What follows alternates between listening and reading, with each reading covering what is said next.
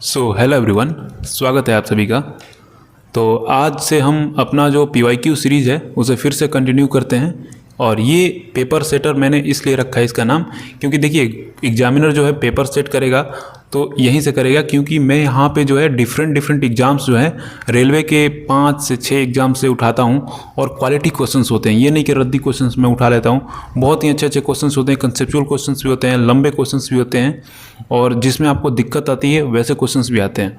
तो देखिए हम हर तरीके से क्वेश्चंस कर रहे हैं, तो ऐसा तो नहीं है कि वो कहीं और से पूछ लेगा, इसी क्वेश्चंस में से पूछेगा। तो देख सकते हैं कि ऐसे क्वेश्चंस भी मैं डालता हूँ जिसमें आपका जो है दिमाग लोड लेने पे मजबूर हो जाए। तो कोई बात नहीं, हम लोड देंगे, लेकिन उतना ही लोड देंगे जितना आप सह पाएंगे। चलिए हम क्वेश्चंस को करते हैं, और वीडियो को लाइक ज़रूर कर दीजिएगा, और चैनल पर नए हैं तो चैनल पर सब्सक्राइब कर दीजिए। तो यहाँ पे चलिए हम पहला क्वेश्चन देखते हैं। एक कक्षा में 48 छात्र हैं। किसी एक दिन छात्रों की उपस्थिति उनकी कुल संख्या का 3/8 है, तो उस दिन अनुपस्थित छात्रों की संख्या क्या होगी। तो देखिए यहाँ पे बोल रहे हैं कि उपस्थिति थी वो कुल संख्या का 3/8 है, यानी कि कुल जो संख्या रहा होगा, मान के चलते हैं हम 8 मान लेते हैं, मतलब कुल जो टोटल छात्र होंगे 8 होंगे, उसमें से 3 उपस्थित हैं, इसका मतलब वो 5 अनुपस्थित रहे होंगे। तो 8 का वैल्यू जो दे रखा है यहाँ पे आपका 48 दे रखा है, आपको जो है 5 का वैल्यू निकाल देना है। 48/8, 5 8 48, आपका 30 निकल के आ गया। तो देख सकते हैं कि काफ़ी इजी क्वेश्चन था ये, और आई होप कि आपको चीज़ें समझ आएगी। अगर आप देखिए चैनल पर नए हो तो आप जाके प्लेलिस्ट विजिट कर सकते हैं, और प्लेलिस्ट में आपको जो है 18 वीडियो पहले से है, और ये 19वीं वीडियो आ रही है आपके सामने। तो यहाँ पे दूसरा क्वेश्चन ये बोल रहा है कि PQRS एक चक्रीय समलंब चतुर्भुज है, जिसमें भुजाएं जो है PQ एवं RS समांतर हैं, एवं भुजा PQ व्यास है। यदि कोण QPR बराबर 40 डिग्री है, तो कोण PSR का मान क्या होगा। तो चलिए हम यहाँ पे बनाते हैं। तो ये है आपका, और ये आपका जो है व्यास है ना, PQ जो है व्यास हो जाता है, और हम बना लेते हैं RS आपका कुछ इस प्रकार देखने को मिल जाएगा, PQRS। तो अगर हम बात करें तो यदि QPR बराबर 40 डिग्री, QPR बराबर 40 डिग्री, इसका मतलब ये है 40 डिग्री। तो कोण PSR का मान क्या हो जाएगा, कोण PSR का मान क्या हो जाएगा। तो आपसे जो है पूछ रहा है कि इसका मान क्या हो जाएगा। तो आपको पता है कि अर्धवृत्त में बना कोण 90 डिग्री का होता है, ये व्यास है, और देख सकते हैं कि ये जो कोण बन रहा है यहाँ पे अर्धवृत्त में, ये 90 डिग्री का होगा, इसका मतलब ये 50 डिग्री का होगा। और आपको पता है कि साइक्लिक क्वाड्रिलेटरल में जो कोण बनता है आपका अपोजिट एंगल 180 डिग्री के बराबर होता है। ये 50 हो गया, तो ये 180 में से 50 कट जाएगा, इसका मतलब 130 हो जाएगा, ये आपका 130 निकल के आ जाएगा। तो काफी इजी क्वेश्चन था ये। और देखिए आप कंफ्यूज हो रहे हैं, चीजें समझ नहीं आ रही, तो आपको जो है प्लेलिस्ट से वीडियो 1 से स्टार्ट करने की जरूरत है, आपको लिटरली बहुत मजा आ जाएगा ना। तो यहाँ पे चलिए हम चलते हैं, क्योंकि मैंने वहां पे हर बेसिक्स को क्लियर कर दिया है 10 वीडियो में। 10 वीडियो में आप हर मैथ के कंसेप्ट को जो है अच्छे तरीके से रिवाइज कर लेंगे, तब आपको मजा आने लग जाएगा। तो यहाँ पे देख सकते हैं कि दे रखा है कि साइन 23 डिग्री बटा में कॉस 67 डिग्री, कॉस 71 डिग्री बटा में साइन 19 डिग्री का मान क्या होगा। देखिए जब भी आप ये ऐड कर रहे हैं, साइन और कॉस में दे रखा है, और आप ऐड करते हैं तो 90 डिग्री बन रहा है, तो इसका वैल्यू 1 हो जाता है। और यहाँ पे भी देख रहे हैं 9 10 7 1 8, 90 डिग्री हो रहा है, इसका वैल्यू 1 हो गया, तो 1 + 1 2 हो जाएगा ना। क्यों हो जाएगा, क्योंकि देखिए एक इसलिए हो जाएगा कि हम अगर किसी एक को चेंज कर देते हैं, मान लीजिए कॉस को चेंज करते हैं साइन में, तो कैसे चेंज करेंगे, कॉस 90 67, 90 में से क्या घटाएंगे कि 67 आएगा 23, तो ये चेंज हो गया, तो कॉस चेंज होता है साइन में 23। तो देख सकते हैं कि यहाँ पे साइन ऊपर 23 है और नीचे भी साइन 23 है, तो इसलिए कट जाएगा, तो 1 आएगा। तो आई होप कि आप समझ रहे होंगे चीजों को।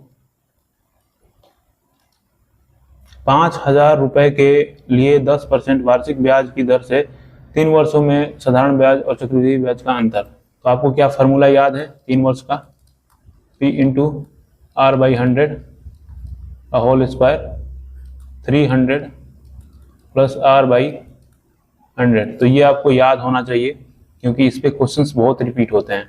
तो आपसे D3 पूछा है और 5000 यहाँ पे दे रखा है और r आपको जो है 10 दे रखा है और 100। और देखिए आप स्टेप कट कर सकते हैं, मैं यहाँ पे आपको समझाने के लिए लिख रहा हूँ। तो यहाँ पे आप करते हैं तो 10 से 10 कट जाएगा, यानी 100 आ जाएगा। 5000 1/100 310 बटा में 100। तो आप करेंगे तो 2 जीरो से 2 जीरो कट जाएगा, 1 जीरो से 1 जीरो कट जाएगा, 1 जीरो से 1 जीरो कट जाएगा। 5 5 15 आपका जो है 155 आंसर आ जाएगा। तो ये क्या बोल रहा है कि x square y square plus 1 by x square y square बराबर 83 है। तो एक्स वाई माइनस 1 बटा एक्स वाई का मान क्या होगा? मान के चलिए इसे आप ए मान लीजिए, तो ए स्क्वायर हो जाएगा। और इसे ए आपने माना है तो ये भी देख सकते हैं एक्स स्क्वायर वाई स्क्वायर है, तो 1 बाई ए स्क्वायर नहीं हो जाएगा? तो क्या अब आप इसे निकाल नहीं सकते हैं? ये क्या बन गया आपका a square plus 1 by a square बराबर आपको जो है वैल्यू दे रखा है 83, और आपको क्या निकालना है? ए माइनस 1 बाई ए का वैल्यू निकालना है। तो क्या करते हैं, आपको पहले जो है नीचे जाना पड़ेगा, यानी ए प्लस 1 बाई ए निकालना पड़ेगा। तो आप क्या करते थे? रूट करते थे 83 प्लस 2 जोड़ते थे 85 हो जाता था। तो आप क्या करते थे, जब आपको माइनस में जाना होता था, तो माइनस में जब जाना होता था तो आप करते थे इसका स्क्वायर कर देते थे। तो स्क्वायर करेंगे तो आपका जो है 85 हो जाएगा, और यहाँ पे आप जो है माइनस वाला है ना तो घटा देंगे तो 81 हो जाएगा, आपका जो है 9 हो जाएगा। देखिए ये सभी चीज़ें मैंने आपको बेसिक्स में बता दी है। तो अगर हम इसी चीज़ को बार बार करते रहेंगे तो वीडियो जो है लेंदी बनता रहेगा, और कोई किसी कंपनी के 15 पुरुष कर्मी या 20 महिला कर्मी किसी कार्य को 26 दिनों में पूरा कर सकते हैं, उसी कार्य को 30 पुरुष कर्मी एवं 12 महिला कर्मी साथ मिलकर कितने दिनों में पूरा कर सकते हैं? देखिए जो 12 मेल है ना, या बोल रखा है, मतलब 12 मेल जो है वो 20 फीमेल के बराबर काम कर रहे हैं। तो आपको जो है इसी प्रकार इसका एफिशिएंसी निकल जाएगा 4 5। तो m बाई एफ करते हैं तो m का जो है आपका 4 आ जाएगा और f का 3 आ जाएगा। तो आप टोटल वर्क निकाल सकते हैं, या तो वीमेन ले सकते हैं। तो वीमेन लेंगे तो वीमेन की एफिशिएंसी से जो है 26 में गुणा करेंगे और वीमेन के साथ, है ना।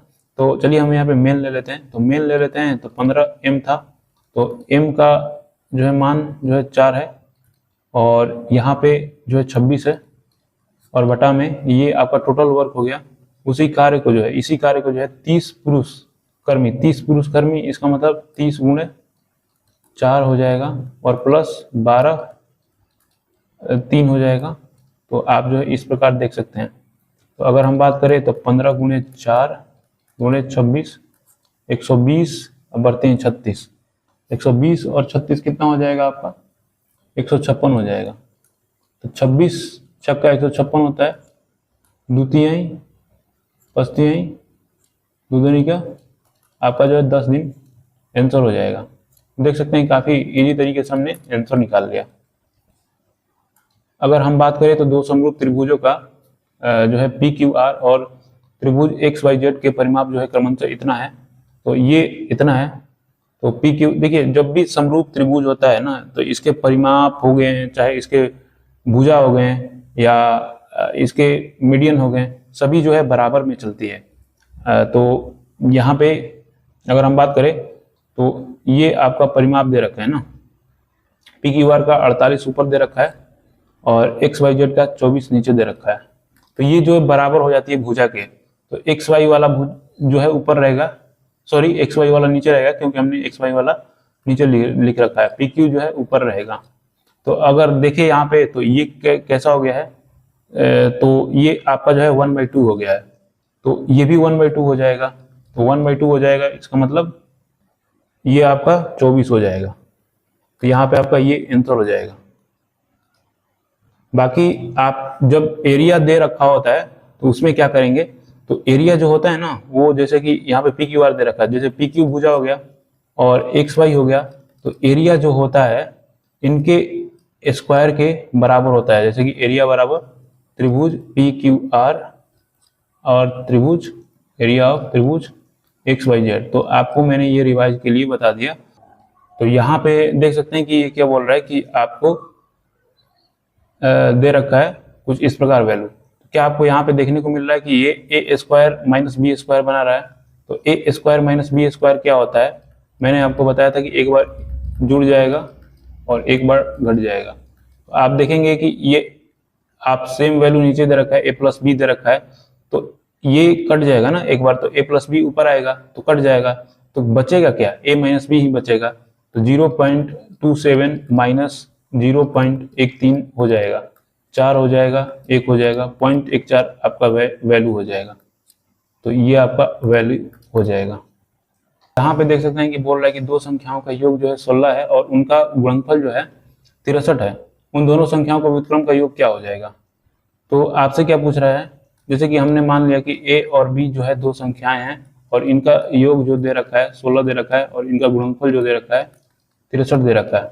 आपसे इनका व्युत्क्रम पूछ रखा है, यानी 1/a 1/b पूछ रखा है। तो देख सकते हैं सिंपली आपको जो है इधर b हो जाएगा, इधर a हो जाएगा। तो आपको दोनों वैल्यू दे ही रखा है, इसका 16 हो गया, ये 63 हो गया, यही निकालना था आपको बस। दो संख्याओं का योग जो है 25 है और उनके बीच का अंतर जो है 15 है।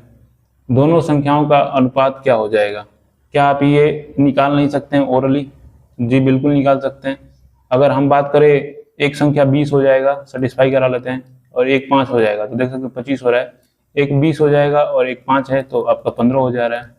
तो दोनों का अनुपात क्या हो जाएगा, तो 20 हो गया एक और एक हो गया 5, यानी 5 चौका 20 हो गया। देख सकते हैं 4:1 आपका आंसर हो जा रहा है। बाकी आप ऐसे भी कर सकते हैं कि इसका योग जो है दो संख्याओं का 25 है और इनके बीच का अंतर जो है 15 है।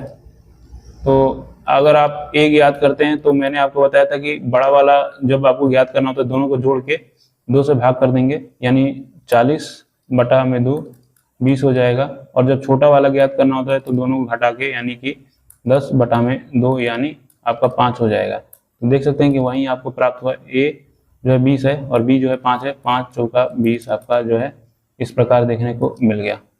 बाकी जितना जल्दी आप सोच पाते हैं उतना ही कोशिश करें कि जल्दी अप्रोच करने की।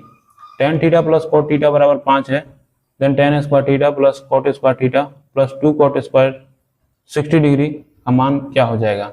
देखिए ये क्या दे रखा है, ये आपको क्या दे रखा है, अगर हम बात करें इसको तो tan theta plus 1/tan theta 5। क्या आपको पता चल रहा है x प्लस 1/x ही है यार, क्या कर सकते हैं, कुछ भी दे सकता है।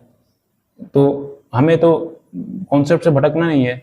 और यहाँ पे आपसे क्या पूछ रहा है, अगर यहाँ तक की वैल्यू को देखें तो, यहाँ तक की वैल्यू को देखें तो हम तो आपसे पूछ रहा है tan square theta 1 plus tan square theta. तो क्या आप इसे नहीं निकाल सकते हैं, x प्लस 1/x बराबर 5 दे रखा है, x square plus 1/x square. क्या करते हैं, इसका करते हैं 5 स्क्वायर माइनस 2 कर देते हैं, यानी 25 माइनस 2 करेंगे तो आपका जो है 23 निकल के आ जाएगा। और यहाँ पे देख सकते हैं कि प्लस है तो 23 प्लस करेंगे और 2 tan स्क्वायर क्या होता है 60 डिग्री का मान जो है √3 होता है, तो √3 का स्क्वायर करेंगे तो 3 हो जाएगा, 3 दूनी 6, यानी आपका जो है 29 आ जाएगा आंसर। देख सकते हैं कितना इजी था ये। आपको बस कंसेप्ट से नहीं भटकना है और क्या। अगर हम बात करें तो यहाँ पे दे रखा है और आपको n का वैल्यू ज्ञात करना है। तो ये क्या होता है, ये अगर रूट हटाएंगे तो आप कुछ इस प्रकार लिख देंगे 1/2n। जी बिल्कुल मैंने आपको बताया था ये। और ये 729 करेंगे तो 3 का पावर 6 होता है, आप करके देख सकते हैं 3 का पावर 6 होता है। और देख सकते हैं ये जो है आपका बराबर है, तो ये पावर जो है आपका बराबर होगा, तो n बराबर क्या हो जाएगा 12 हो जाएगा। देख सकते हैं कि ये आपका आंसर है। तो हम थोड़ा सा फास्ट चलने की कोशिश कर रहे हैं क्योंकि वीडियो लेंथी बनाने से कोई मतलब है नहीं, है ना, अच्छे क्वेश्चंस पे टाइम लगाएंगे। तो यहाँ पे देख सकते हैं कि बोल रहा है कि दो रेलगाड़ियाँ जो है सम्मुख दिशा में चल रही है। रेलगाड़ी ए की चाल जो है 80 किलोमीटर प्रति घंटा और रेलगाड़ी बी की चाल जो है 70 किलोमीटर प्रति घंटा है। दोनों एक दूसरे को पार करने में 30 सेकंड का समय लेती है। यदि रेलगाड़ी ए की लंबाई 300 मीटर है तो रेलगाड़ी बी की लंबाई ज्ञात करें। तो देखिए अगर हम बात करें तो ऐसे चल रही है, तो जब ऐसे चलती है तो रिलेटिव स्पीड क्या होता है, ऐड हो जाती है। तो यहाँ पे अगर हम बात करें तो आपसे लंबाई पूछ रखा है, तो लंबाई का मतलब क्या होता है, दूरी, डिस्टेंस बराबर स्पीड इंटू टाइम। तो स्पीड यहाँ पे क्या हुआ, रिलेटिव स्पीड जुड़ जाएगी, 80 और 70 को जोड़ेंगे 150 हो जाएगा। लेकिन ये किलोमीटर प्रति घंटा है, तो यहाँ पे सभी चीज़ें मीटर में दे रखी है, तो इसे भी हम मीटर प्रति सेकंड में चेंज करेंगे। 5/18 और यहाँ पे 30 है, तो 3 छक्का और 25 छक्का 150, 25 पचे 125 और ये आपका जीरो, यहाँ पे जीरो आ जाएगा। तो ये क्या निकल के आया, ये दोनों रेलगाड़ियों का निकल के आया आपको। जब दो रेलगाड़ियां ऐसे पार कर रही है तो वो दोनों अपने लंबाइयों को जो है दोनों को जुड़ के आ रहा है। तो यहाँ पे आपको ए का दे रखा है, तो ए का घटा देंगे तो बी का निकल के आ जाएगा। जी बिल्कुल निकल के आ जाएगा। देख सकते हैं कि ये जो है आपका बी का निकल के आ गया, तो ये हो जाएगा इसका आंसर। वनराज की आयु उसके पुत्र की आयु की 3 गुनी है। उसकी पुत्री की आयु उसके पुत्र की आयु से 3 वर्ष कम है। यदि 3 वर्ष पूर्व इन तीनों की आयु का योग जो है 63 वर्ष था, तो वनराज की वर्तमान आयु ज्ञात कीजिए। देखिए वनराज है और इसका सन है, तो 3 गुनी है, तो ये 1 रहा होगा, तो ये 3 है। और डॉटर का क्या बोल रहा है कि उसके पुत्र की आयु से 3 वर्ष कम है, तो x मान लेते हैं, इसे भी x मान लेते हैं। तो पुत्र x रहा होगा, तो इससे 3 वर्ष कम है डॉटर। तो अब क्या बोला कि यदि 3 वर्ष पूर्व है ना, 3 वर्ष पूर्व तीनों की आयु जो 63 वर्ष था, तो पूर्व था ना तीनों का, तो 3 3 3 यानी 3 3 6 3 9 जुड़ेगा इसमें 63 में, तब जाके कितना बनेगा आपका, ये वर्तमान का आयु बनेगा। तो इसे जोड़ लेते हैं और इसके सम जो है 72 आ जाएगा, क्योंकि हमने इसमें 9 जोड़ दिया क्योंकि 3 वर्ष पूर्व बोल रहा था। तो तीनों को जो है बढ़ा दिया हमने 3 3 3, तो यहाँ पे देख सकते हैं 5x हो गया और ये इधर जाएगा 75 हो जाएगा और x बराबर 15 हो जाएगा। तो किसका पूछ रहा है, वनराज, तो वनराज 3x है, तो ये जो है आपका 45 हो जाएगा।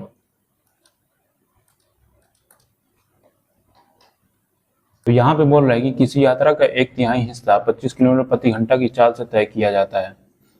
यात्रा का 1/4 हिस्सा जो है 30 किलोमीटर प्रति घंटा की चाल से और शेष यात्रा जो है 50 किलोमीटर प्रति घंटा की चाल से तय किया जाता है। पूरी यात्रा के औसत चाल ज्ञात करें। तो यहाँ पे 1/3 और यहाँ पे 1/4। तो अगर हम बात करें तो 4 और 3 12, तो हम कुछ ऐसा वैल्यू एज्यूम करते हैं जिससे कि हमारा कैलकुलेशन थोड़ा बहुत जो है सही हो जाए, क्योंकि औसत चाल बराबर आपको पता है कि टोटल डिस्टेंस बटा में टोटल टाइम होता है। तो अगर हम बात करें तो यहाँ पे हम 120 एज्यूम कर लेते हैं कि टोटल डिस्टेंस है आपका, और इसका 1/3 जो चलता है ना, 1/3 कितना हो जाता है, 40 हो जाता है। ये चलता है 25 के हिसाब से। और यहाँ पे अगर हम बात करें, यहाँ पे टाइम निकलेगा ना कि समय बराबर होता है दूरी बट्टा में चाल, तो दूरी आपका 40 हो गया और चाल 25 हो जाएगा। और अगर बात करते हैं 1/4 इसका, तो 1/4 कितना हो जाएगा, 30 हो जाएगा। 30 किलोमीटर प्रति घंटा के हिसाब से चलेगा। और जो बचा हुआ है 4 3 7 हमने चल दिया है, बचा हुआ कितना है, 50 है, तो 50 जो है 50 के हिसाब से चलेगा। और ये टोटल दूरी थी कितनी, 120। तो आप यहाँ पे निकाल सकते हैं, देख सकते हैं कि काफ़ी सिंपल हमने कर लिया है। तो 5 से काटेंगे तो 8 हो जाएगा, 5 25 हो जाएगा, तो ये 1 हो जाएगा, ये 1 हो जाएगा। तो यहाँ पे अगर हम बात करें तो क्या हो सकता है, 16 5 80, तो 2 3.6 हो जाएगा, 120 3.6 यानी ऊपर चला जाएगा ये 0 दशमलव वाला, 18 दूनी 36, 600, 6 3 18, 100 ऊपर रहा है। तो देख सकते हैं कि 33 सही 1/3 होता है, आपको पता ही होगा, 33 सही 1/3 हो जाएगा। तो ये आपका आंसर हो जाएगा। तो आई होप कि आपको समझ में आया होगा मैंने कैसे किया।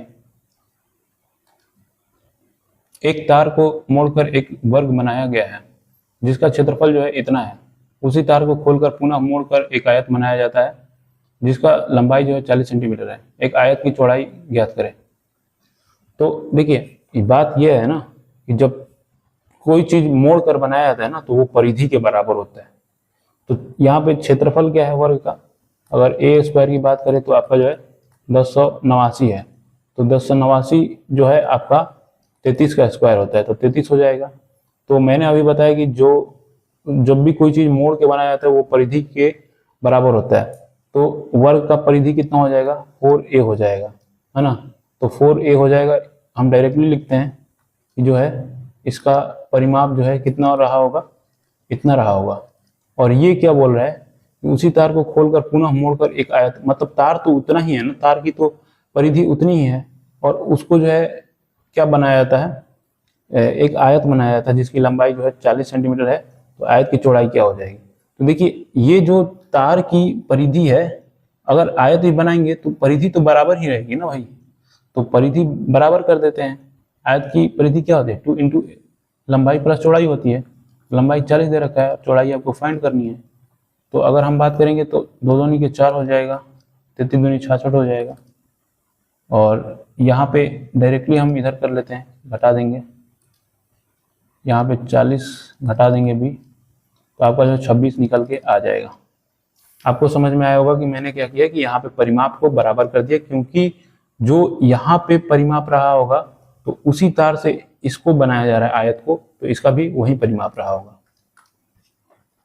तो यहाँ पे देख सकते हैं कि सिंप्लीफिकेशन का क्वेश्चन है। तो अगर आप बात करेंगे तो ये 8 का क्यूब है और ये 4 का क्यूब है। तो यहाँ पे अगर हम बात करें तो 1/8 करेंगे, तो यहाँ पे पूरा का होल क्यूब करेंगे, तो यहाँ पे -2 3 भागा 1/4 पूरा का होल क्यूब करेंगे, -4 3। तो ये देख सकते हैं कि कट गया। तो अगर हम बात करें तो आपको पता होगा कि हम क्या करते हैं, 8 -2 रहता है तो हम इसे 1/8 लिखते हैं, तो तब इसका स्क्वायर हो जाता है। देख सकते हैं कि ये तो ऑलरेडी पहले से आपका जो है 1/8 है और इसके ऊपर -2 है। तो क्या हम इसको ऐसे लिख सकते हैं, -2 से फ्री करने के लिए, माइनस से फ्री करने के लिए 1/8 कर देंगे, तब इसका स्क्वायर हो जाएगा। तो यहाँ पे अगर हम बात करें तो इसको भी हम कर लेते हैं। तो यहाँ पे आपका 1/4 दे रखा है ना, तो 1/4 आपका दे रखा है, तो इसको करेंगे तो इसको कैसे कर सकते हैं, 1/4 कर सकते हैं, तब इसका जो है आपका 4 हो जाएगा। तो अगर हम बात करें तो ये देख सकते हैं कि ऊपर चला जाएगा और 64 बना देगा, और ये आप देख सकते हैं ये ऊपर जाएगा, भागा में है, तो ये हम ऐसे ही एज इट इज रख लेते हैं, 4 का पावर 4 हो जाएगा। तो यहाँ पे अगर आप बात करेंगे तो 64 हो जाएगा, गुणा ये जो है नीचे चला जाएगा, तो 4 गुणे 4 गुणे 4 गुणे 4, तो 4 को 16 को 64 क्यूब है, कट गया, 1/4 ये बच के आ गया आपका आंसर। देख सकते हैं कि थोड़ा सा आपको अटेंटिव रह के इसे बनाना था। 68 को 3 भागों में विभाजित किया गया है। जब पहले भाग में 2 की वृद्धि की जाती है, दूसरे भाग में 2 की कमी की जाती है, और तीसरे भाग में 2 से विभाजित किया जाता है, तो प्राप्त परिणामी संख्याएं बराबर होती है। तीसरे भाग का मान ज्ञात करें, तीसरे भाग का मान ज्ञात करें, तो तीसरे में 2 से भाग दिया जाता है। तो क्या हम आंख बंद करके इसे आंसर मार दें? देखिए हमने आंख बंद किया है और आंसर हमने मार दिया। कैसे मार दिया? इसके पीछे का लॉजिक ये है कि यहाँ पे ये बोलने की कोशिश कर रहा है कि तीसरे भाग का जो है मान ज्ञात करना है, और यहाँ पे देख सकते हैं तीसरा भाग को जो है 2 से विभाजित किया जा रहा है। अगर हम तीसरे भाग को 15 लेते हैं या 19 लेते हैं, तो क्या हम इसको विभाजित कर सकते हैं? क्योंकि यहाँ पे हमें पूर्णांक में विभाजित करना है, मतलब वो अंक डेसिमल फेसिमल में नहीं आना चाहिए। तो यहाँ पे हम तो इसे विभाजित नहीं कर सकते हैं, ये तो ऐसे ही चला गया।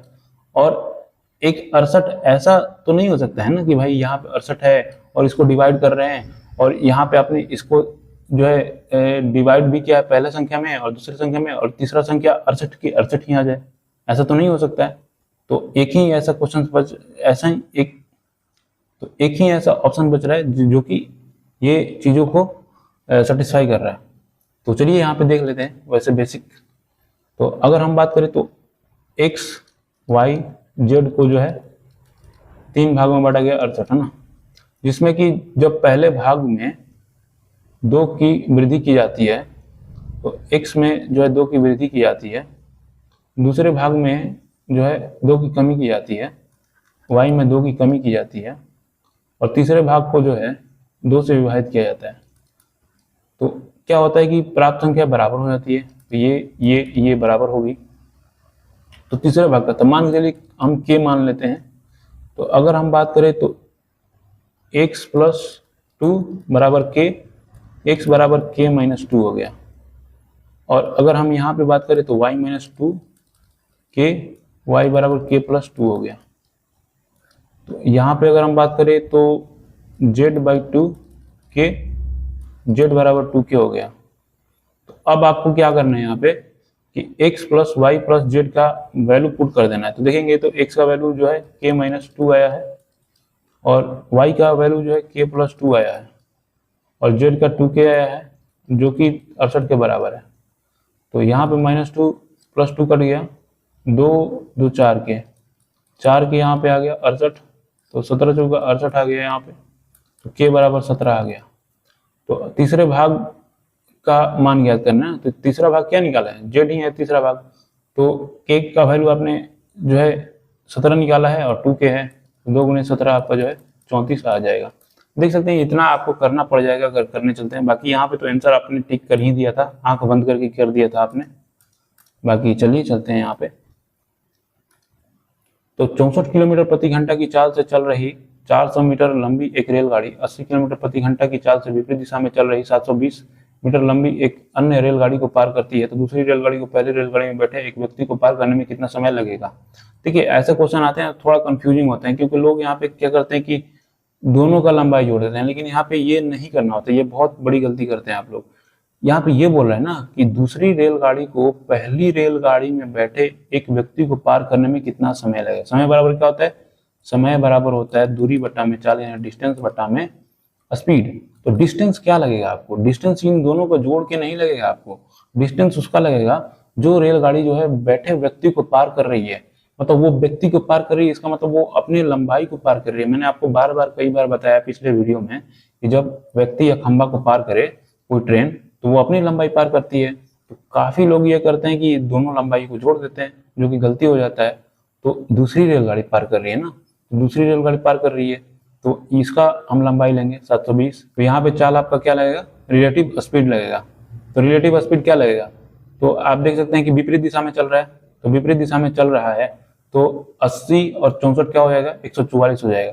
तो 144 किलोमीटर प्रति घंटा है, तो इसे जो है 5/18 से गुणा करेंगे, 18 8 हो जाएगा, 8 5 40 हो जाता है।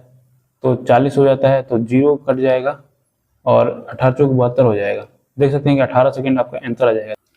तो यहाँ पे आपको ये ध्यान में रखना है ऐसे क्वेश्चंस को बनाते हुए कि कौन सा ट्रेन जो है व्यक्ति को पार कर रही है। तो जो ट्रेन पार कर रही है ना व्यक्ति को, उसका लंबाई आएगा और बटा में तो स्पीड आएगा, रिलेटिव स्पीड आपको पता ही है।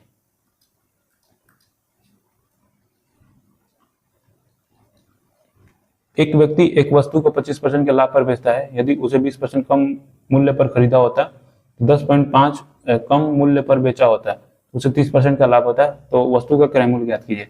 देखिए सिंपल सा है कि जब भी ऐसा आता है आपको 25% लाभ पर बेचता है, यानी सीपी उसका रहा होगा 100 और एसपी उसका रहा होगा 25% पर बेच रहा है लाभ पे, तो 125 हो गया। अगर वो खरीदता है, यानी जो पहले 100 में खरीदता था लेकिन अब 20% कम पे यानी 80 पे खरीद रहा है और बेच रहा है 10.5 कम मूल्य पर बेचा होता है, ओके, तो उसे 30% का लाभ होता है। इस पे 30% का लाभ हो रहा है, यानी इस पे कितना हो जाएगा 30%, इसका 38 का 24 हो जाएगा। तो 24 जोड़ेंगे यहाँ पे तो आपका 104 निकल के आ रहा है। तो 104 निकल के आ रहा है, इसका मतलब देखेंगे यहाँ पे आपको जो है कितना आ रहा है, 21 आ रहा है। लेकिन बोल कितना आ रहा है भाई कि इतना कम में बेचा है। देख सकते हैं ये जो है आप रेशियो में 21 का कम बेचा है, लेकिन एक्चुअल में आपको इतना का देखने को मिल रहा है। तो एक का कितना हो जाएगा 10.5 21। तो आपसे क्या पूछ रखा है, आपसे क्रय मूल्य पूछ रखा है जो कि ये है 100 आपका है। तो आपका यहाँ पे आंसर आ जाएगा 21, 5 जो होता है ना, तो पॉइंट है तो पॉइंट लग जाएगा और यहाँ पे 50 आ जाएगा आपका आंसर। तो ये आपने समझ लिया होगा कि आपको यहाँ पे क्या करना है कि जब भी ऐसे क्वेश्चंस आते हैं आपको, तो आपको इतना तो पता है, यहाँ तक तो कर ही लेते हैं, लेकिन यहाँ मुझे पता है कि यहाँ पे आप फंसते होंगे कि भाई इसका क्या करें, इसका यूज क्या है। मुझे पता है कि आप यहीं पे फंसते होंगे। तो आपको क्या करना है कि आपको एज इट इज बोल रहे हैं ना, दूसरा कंडीशन ये दे रहा है कि 20% कम मूल्य पर बेचे, यानी आपको 80 कर लेना है और आपको जो है लाभ देख लेना है कि लाभ कितना हो रहा है, तो इस पे लाभ निकाल देना है और रेशियो में कंपेयर करना है और फिर जो है रियल वैल्यू को आपको चीजें कर लेनी है, जैसे कि मैंने अभी आपको करके बताया। एक पुलिसकर्मी जिसकी चाल जो है 10 किलोमीटर प्रति घंटा और 8 किलोमीटर प्रति घंटा की चाल से भाग रहे एक चोर को पीछा करते हैं, यदि चोर पुलिसकर्मी से 100 मीटर आगे है तो पुलिसकर्मी को चोर को पकड़ने में कितना समय लगेगा। तो सिंपल सा समय बराबर दूरी बटा चाल, यानी 100 है इनके बीच का गैप, और चाल क्या लग जाएगा, रिलेटिव स्पीड, यानी कि 2 किलोमीटर प्रति घंटा, यानी 5/18 में चेंज करना पड़ेगा। तो यहाँ पे अगर बात करें तो क्या हो जाएगा, तो चलिए ऊपर लेके चले जाते हैं 18 को, और 5 दूनी 10 नीचे हो जाएगा, तो 180 हो जाएगा। सेकंड में आया, लेकिन यहाँ पे आपको मिनट में पूछ रहा है, 60 से भाग दे देंगे तो आपका 3 मिनट आंसर आ जाएगा। देख सकते हैं कि ये आपका आंसर आ गया। यदि 6 आदमी और 8 लड़के एक काम को 10 दिनों में कर सकते हैं, जबकि उसी काम को 26 आदमी और 48 लड़के 2 दिनों में कर सकते हैं, तो 15 आदमी और 20 लड़के उसी तरह का काम करने में कितने दिन लगेंगे। तो ये सिंपल सा होता है, 6 मैन है, 8 बॉयज हैं, 10 दिनों में कर रहे हैं उसी काम को, मतलब इसी काम को, इसका मतलब काम जो है बराबर है। तो 26 मैन जो है और 48 लड़के जो हैं 2 दिनों में कर रहे हैं, तो जो है 15 आपसे पूछ रखा है। तो चलिए इसको पहले हम इससे, यहाँ से आपको एफिशिएंसी में निकल कर आ जाता है मैन और बॉय का।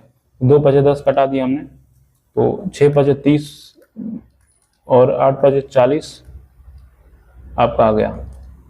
तो 26 और 48, तो बी वाले को एक तरफ, एम वाले को एक तरफ, तो यहाँ पे 4m आ गया, 8b आ गया, 4 दूनी का 8, m बाई बी करेंगे तो 2/1 आ गया। तो आपको जो टोटल वर्क निकालना पड़ेगा पहले तो चलिए हम क्या करेंगे कि किसी एक में वैल्यू पुट कर देंगे। तो चलिए हम b और m का जो है वैल्यू पुट करते हैं, और किसी एक में कर सकते हैं, या तो इसमें कर दीजिए या तो इसमें कर दीजिए, आपका निकल के आ जाएगा। तो चलिए हम यहाँ पे देख लेते हैं। तो यहाँ पे आप इसमें हम चलिए रख देते हैं, तो 6m का क्या हो जाएगा, 2 हो जाएगा, और 8 एज इट इज हो जाएगा, क्योंकि 1 से गुणा कर रहे हैं तो कोई फर्क नहीं पड़ेगा। और यहाँ पे देख सकते हैं ये वाला लेना है, यानी कि आप 5 ले लेंगे तो फिर गलत आ जाएगा।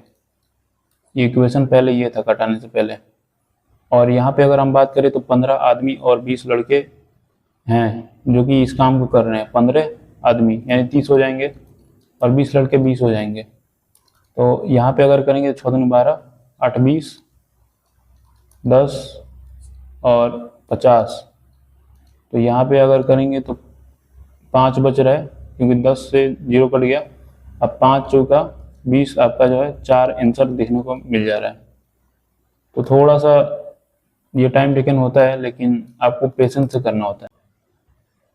तो यहाँ पे क्या बोल रहा है कि एक व्यक्ति एक व्यू पॉइंट तक पैदल जाता है और अपनी कार से एक निश्चित चाल से वापस लौटता है, और इस प्रकार उसे जो है कुल 8 घंटे 45 मिनट का समय लगता है। दोनों तरफ कार से यात्रा करने पर उसे 5 घंटे कम लगते हैं। दोनों ओर एक समान चाल से पैदल यात्रा करने में उसे कुल कितना समय लगता है। तो देखिए अगर हम बात करें तो P से पैदल से डिनोट करते हैं और C कार से। तो यहाँ पे बोल रहे हैं कि पैदल और कार से जाता है तो उसे जो है 8 घंटे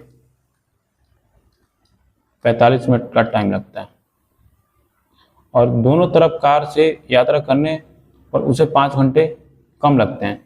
2C हो जाएगा दोनों तरफ कार से, तो 5 घंटे कम लगते हैं। इससे 5 घंटे कम लगेंगे, इसका मतलब क्या होगा 3 आवर 45 मिनट लगेंगे। तो दोनों और एक समान चाल से पैदल यात्रा, यानी 2P का वैल्यू निकालना है आपको। पैदल से मतलब है, कार से कोई मतलब है नहीं, तो कार को आप हटा देंगे तो 2 से गुणा करेंगे, और तो इधर भी 2 से गुणा होगा, तो 2P 2C और 8 दूनी 16 और 45 दूनी 90 मिनट आपका यहाँ पे आएगा। तो ये 2C हो जाएगा, और ये 3 आवर 45 मिनट यहाँ पे रहेगा। तो अगर हम इसे घटाते हैं तो ये कट जाएगा। 2P बराबर क्या आ जाएगा आपका, तो यहाँ पे 13 आवर हो जाएगा 45 मिनट हो जाएगा। 13 और 45 मिनट यहाँ पे आ रहा है आपका आंसर। तो यहाँ पे देख सकते हैं कि बोल रहा है कि राजेश द्वारा 15% वार्षिक साधारण ब्याज की दर पर 2 वर्ष के लिए 10,000 की राशि ऋण के रूप में ली जाती है, लेकिन राजेश तय समय पर इसे चुका नहीं सका। 2 साल और बढ़ाने के लिए कहा, इसलिए ऋणदाता ने अगले 2 वर्ष के लिए मूलधन के रूप में ब्याज की समान दर पर अवधि के लिए ब्याज राशि शामिल की।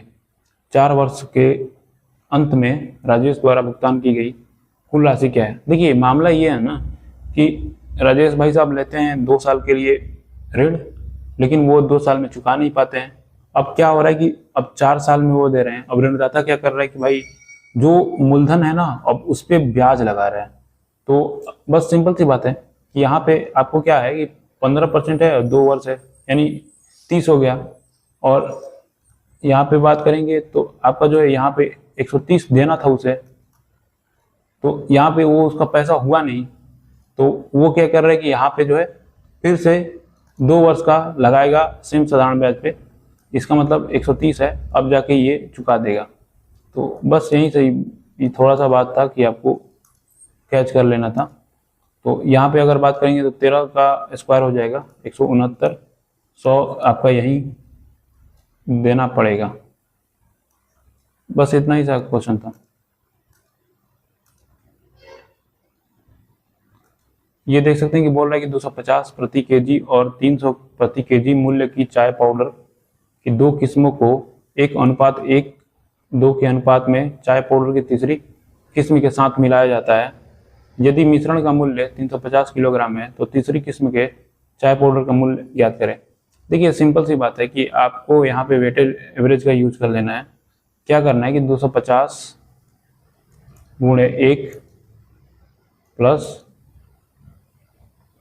आपको दे रखा है 300 गुणे 1, आपका इसका नहीं दे रखा है कि क्या है, इसी का निकालना है आपको तीसरी किस्म का। तो तीसरी किस्म का हम x मान लेते हैं तो 2x हो जाएगा, और ये टोटल 2, 1 3, 1 4 आ जाएगा नीचे।